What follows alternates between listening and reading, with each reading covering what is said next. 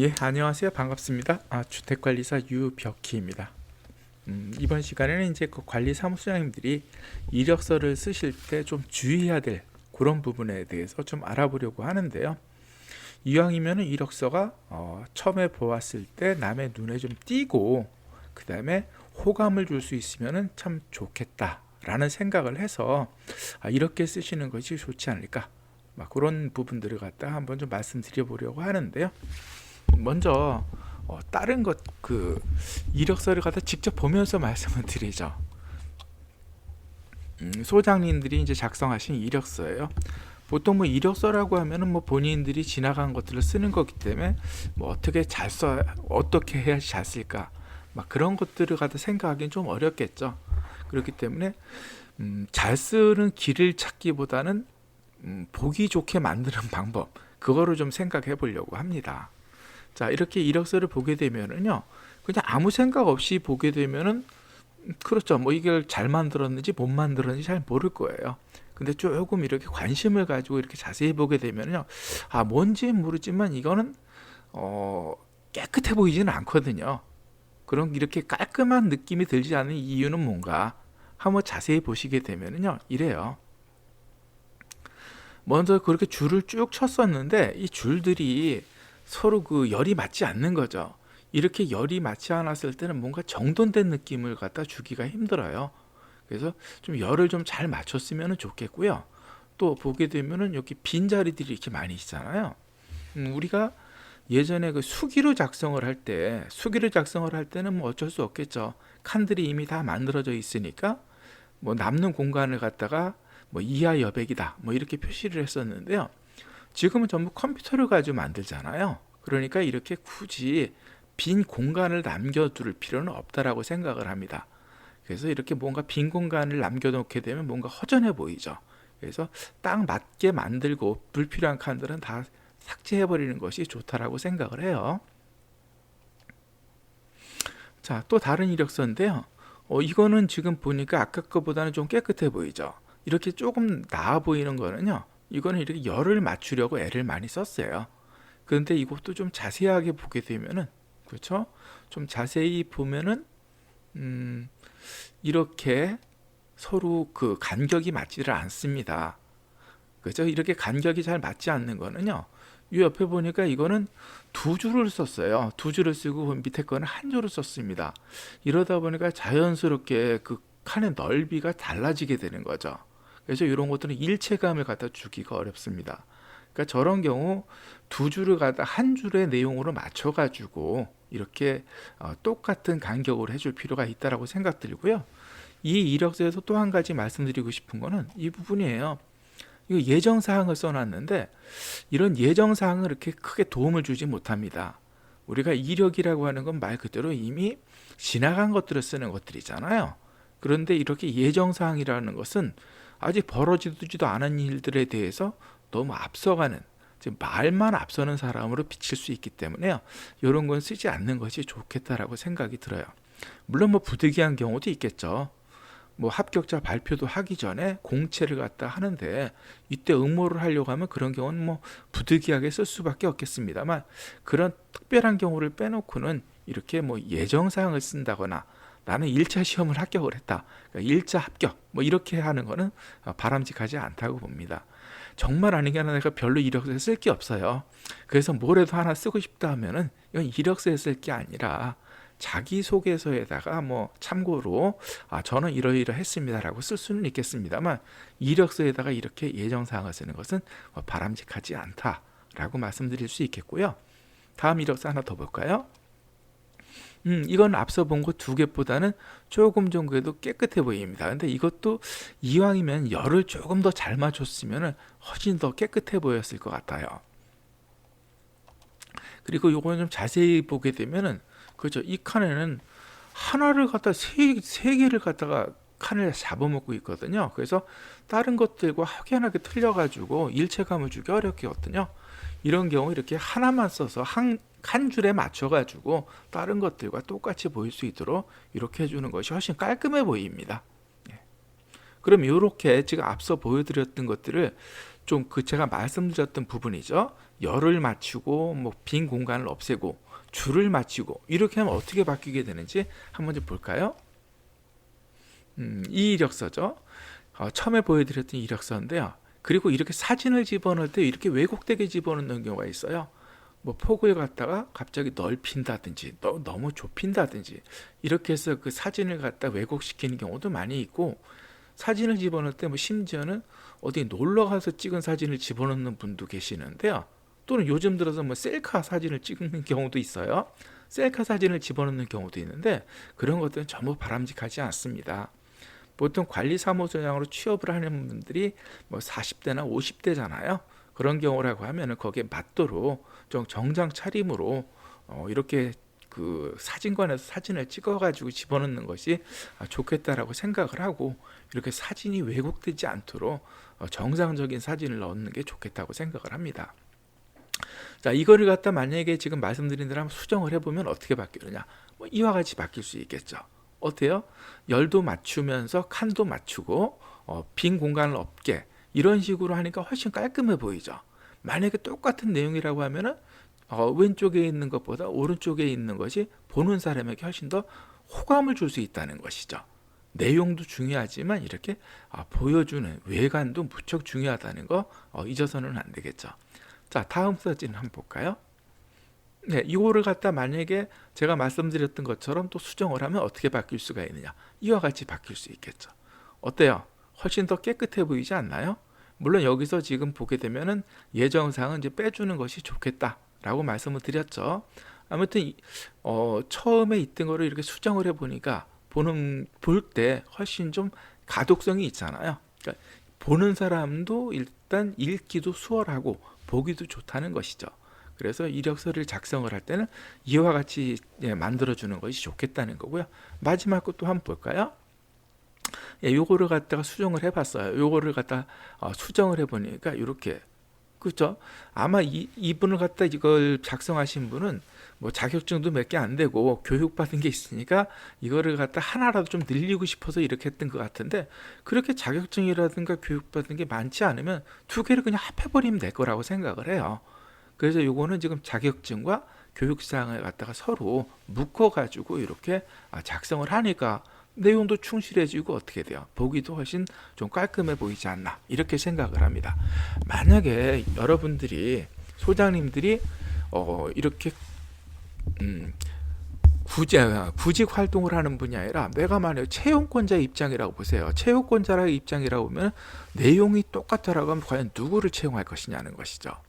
그래서 이력서는 그 내용도 중요하지만 내용 못지않게 뭐가 중요하다? 그렇죠. 비주얼적인 측면이 아주 중요하다는 거 잊지 않으셨으면 좋겠습니다. 자, 그럼 지금 말씀드렸던 내용들을 갖다가 한번 정리를 해보면 이렇게 될 거예요. 먼저 사진은 이왕이면 좀 전문점에서 찍고, 사진이 너무 좁히거나 넓혀서 왜곡하지 않았으면 좋겠다는 거고요. 행과 열을 갖다 일관성 있게 맞출 필요가 있다고 얘기를 했죠. 이렇게 했을 때 깔끔하게 보입니다. 뭔가 정돈된 느낌을 줄 수 있는 거죠. 그리고 빈칸을 갖다 남기지 않도록 하고요. 예정사항도 적지 말라고 했습니다. 여기에 참고적으로 한 가지 더 말씀을 드리게 되면 이력서를 보시는 분들은 비교적 연세가 많으신 분들도 계세요. 그럴 경우 글씨를 너무 작게 한다든지 또는 뭐 너무 글씨체를 갖다가 장난스러운 글씨체를 쓴다거니 그런 경우라고 하면 좋은 점수를 받기는 어렵습니다. 그래서 가급적이면 좀 읽기 쉬운 글씨체로 너무 작지 않도록, 뭐 제 경우에는 보면은 뭐 굴림체로 해서 한 12나 11포인트 정도면 아마 적당할 거라고 생각을 해요. 또 글씨가 너무 이렇게 커져도 엉성해서 잘 어울리지 않거든요. 그래서 보통 굴림으로 11이나 12 정도, 이 정도로 해가지고 여백의 미도 좀 살려가면서 만드는 것이 필요하다라고 말씀드릴 수가 있겠습니다. 이분 무척 화가 났나요? 왜 이렇게 화가 났을까요? 왜 화가 났는지 한번 물어볼까요? 왜 이렇게 화가 나셨습니까? 예? 구인 광고를 갖다가 이렇게 보고 이메일을 보냈는데 이메일을 읽어보는 사람이 하나도 없었는 모양이네요. 화가 날 만도 하네요. 그죠? 예. 자, 우리가 이력서를 보내고 나면은 이걸 언제 읽어봤는지 한번 확인을 해보잖아요. 그럼 이와 같이 이제 수신 확인을 하게 됩니다. 수신 확인을 했을 때 어때요? 이렇게 읽음으로 표시가 돼야 되는데 읽지 않아 버렸어요. 이러니까 당연히 화가 날 만도 하겠네요. 우리가 일단은 내가 이력서를 잘 만들었든지 못 만들었든지 보냈으면은 읽어봐야 되는데, 그렇죠? 읽어봐야 되는데 읽어보질 않았으니까 화가 날 만도 하네요. 자, 요즘은 이메일로 접수하는 경우가 많이 있죠. 그래서 이력서를 접수할 때 이메일로 접수를 하게 되고, 이때는 읽어봐야 되는데 읽어보지 않았다. 그런 얘기예요. 어휴, 이분도 굉장히 몹시 그냥 피곤해 보입니다. 그죠? 뭐 세상이 다 귀찮은 표정이에요. 왜 이럴까요? 한번 물어보니까 이렇게 답변하네요. 아마 여러분들도 앞으로 많이 겪어볼 겁니다. 이력서를 정말 많이 보냈는데 취직은 고사하고 면접을 보러 오는데도 아주 드물다는 거죠. 그러니까 면접의 기회를 잡기도 아주 어려워요. 그런데 정말 아니게 어렵게 잡은 면접의 기회를 갖다 또 아주 허망하게 날리는 분들도 많이 계시죠. 그래서 나중에는 제가 그런 부분도 말씀을 드릴 거예요. 면접을 갖다 볼 때는 어떤 마음가짐으로 접하는 것이 좋다. 막 그런 얘기도 나중에는 드리겠습니다만, 일단 오늘은 뭐 이력서에 관련된 얘기니까 이쯤 되면은 좀 답답하기는 하겠습니다. 근데 이 두 가지 표정이 다른 사람의 얘기가 아니고요, 바로 제 얘기였습니다. 제가 처음에 자격증을 따가지고 구직 활동을 할 때 정말 이런 경우를 많이 겪었어요. 이력서를 보냈는데도 읽어보질 않는 거예요. 이메일을 보내도. 그리고 그렇게 많은 이력서를 보냈는데도 면접 보러 오라는 데가 없는 거죠. 그래가지고 처음에는 제가 어떤 생각을 이런 생각을 했습니다. 이게 그 당시에 이제 제가 인터넷에다가 하소연을 한 글인데요. 보시게 되면 바로 이런 부분이죠. 정말 많은 이메일을 보냈지만 이거를 갖다 수신 확인을 해보니까 읽어보지도 않았다는 거죠. 그러니까 이때만 하더라도 정말 상대방에 대해서 불만이 컸어요. 구인 광고를 했으면은 내가 이력서를 보냈으면 읽어봐야 되는데 왜 읽어보지도 않느냐. 너희들이 사람을 갖다가 희롱하는 거냐. 심지어 그런 생각도 했었는데요. 이때까지만 하더라도 상대방에 대한 그 불만만 쌓였지 나에 대한 생각은 하지 않았습니다. 그런데 이날 저녁에 이거를 갖다 인터넷에 올리고 나서 그날 저녁에 이제 소개장에서 혼자 술을 마시면서, 혼술이죠. 혼자 술을 마시면서 가만히 생각을 해봤어요. 그동안에는 이런 것들을 별로 생각을 해보지 않았는데 그날 저녁에 생각을 했습니다. 왜 그럴까? 그렇죠. 이때는 정말 심각하게 한번 고민을 해봤습니다. 왜 내가 그렇게 많은 이력서를 보냈는데도 읽어보지를 않을까? 또 면접 보러 하는 데가 왜 없을까? 그 부분에 대해서 많이 고민을 해봤습니다. 그래서 처음부터 제가 그동안에 보냈던 이력서가 되겠죠. 구직 활동을 갖다가 하면서 시작할 때부터 지금까지 보냈던 이력서들을 한번 쭉 훑어봤어요. 보다 보면서 어떤 걸 봤습니까? 제가 잘 만들었냐 못 만들었냐 그걸 본 게 아니라 어떤 경우에 읽혔고 어떤 경우에 읽히지 않았는지 그거를 한번 확인을 해봤습니다. 그리고 그동안에 이제 면접을 갖다 보러 오라고 했을 때가 그렇게 숱한 이력서를 보내서 2번 있었는데요. 어떤 경우에 면접을 보러 오라고 했었는지까지 한번 확인을 해봤습니다. 그렇게 계속해서 그날 밤을 꼬박 새가면서 이제 확인을 하니까 이때 제가 이렇게 느끼는 바가 있었죠. 그래서 그때 이제 느끼는 바가 컸었는데요. 그 느꼈던 바를 갖다가 지금부터 이제 여기 예비 소장님들한테 말씀을 드리려고 합니다. 그럼 제가 그때 처음부터 다시 훑어보면서 어떤 부분을 갖다 느꼈느냐. 제가 그동안에 보냈던 이력서에는 심각한 결함들이 있더라는 거죠. 그럼 어떤 결함이 있었는가 볼까요? 지금 만약에 이와 같이 이력서를 갖다 보냈다고 쳐요. 이와 같이 이력서를 보냈다라고 하면은 아마 지금 이력서를 보내는 분들 중에서도 이렇게 보내는 분들이 계실 거예요. 그런데 이거는 좀 자세히 보게 되면요. 확장자를 보니까 위에 거는 엑셀로 만들었고요. 밑에 거는 뭐로 만들었습니까? 파워포인트로 만들었습니다. 자, 근데 이와 같이 만들어서 보낼 때는 읽어볼 확률이 많이 떨어지더라는 겁니다. 이건 왜 그래요? 우리가 워드 프로세서로서 가장 많이 쓰고 있는 거는 뭐예요? 한글이죠. 그래서 가장 보편적으로 많이 쓰는 것은 한글이고, 실제적으로 그 채용권자들도 가장 많이 쓰게 되는 게 또 한글이에요. 그런데 이렇게 엑셀이라든가 파워포인트로 만들어서 보냈을 때는 안 볼 확률이 조금 더 높아지더라는 겁니다. 자, 이런 경우라고 하면 어떻게 해요? 이런 경우라고 하면 지금 이력서는 엑셀로 만들고 자기소개서는 한글로 만들었죠. 이거는 더더구나 읽어볼 확률은 떨어진다고 볼 수가 있겠습니다. 그래서 이런 경우라고 하면은 이력서를 보기 위해서 두 개의 프로그램을 구동을 해야 되기 때문에요. 이거는 볼 수 있는 확률은 좀 더 떨어지겠죠. 자, 이런 경우는 어떻게 되나요? 이거는 지금 뭐를 한 거예요? 압축을 한 거죠. 이건 압축을 한 건데, 이런 경우라고 하면은 이건 뭐 거의 강심장이죠. 이거는 뭡니까? 내 이력서를 보려면 어떻게 하라는 거예요? 내 이력서를 보려면 압축을 풀어서 그 다음에 읽어봐라, 이런 얘기잖아요. 그런데 사실은 저는 처음에 이렇게 한 적이 있어요. 이건 무슨 얘기냐면은, 제가 이때 그 이력서는 한글로 쓰고 그 다음에 자기소개서는 엑셀로 만들었습니다. 그리고 거기에 자격증을 갖다가 첨부하는 거는 파워포인트로 만들었어요. 이건 무슨 얘기입니까? 저는 한글도 쓸 줄 알고 엑셀도 쓸 줄 알고 파워포인트도 사용 가능합니다, 이런 의미거든요. 그런데 이게 세 개의 서로 다른 프로그램을 가지고 있는 파일을 합치려고 하니까 방법이 없잖아요.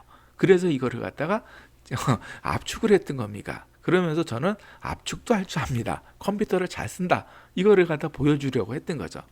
그런데 가만히 생각해 보니까 이거는 무모하다는 거죠. 보는 사람의 입장에서 봤을 때는 압축을 풀어서 봐야 되는 거니까요. 이거는 볼 확률이 거의 없다, 이렇게 이해하는 것이 오히려 맞을 겁니다. 자, 그러면 지금 말씀드릴 것 같으면 엑셀이라든가 파워포인트보다는 뭐예요? 한글로 만들었을 때 읽어볼 확률이 높다. 그래서 이와 같이 보내는 분들이 많습니다. 일반적으로 이제 이력서라든가 자기소개서, 또는 뭐 그 이외에 다른 뭐 경력기술서라든지 또는 자격증이죠, 그 자격 사본이라든지 이런 것들이 있다라고 하면 전부 묶어가지고 이렇게 한글로 작성을 한다. 아마 이와 같이 보내는 분들도 상당히 많아요. 그런데 이것도 역시 마찬가지로 읽어볼 확률은 그렇게 높지 않다라고 보는 것이 맞습니다. 그건 왜 그러느냐? 요것만 볼 때는 그 문제점을 발견하기 힘든데요.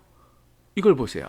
만약에 이렇게 한글로 보냈다라고 하게 되면요, 이거는 실제적으로 무슨 얘기예요?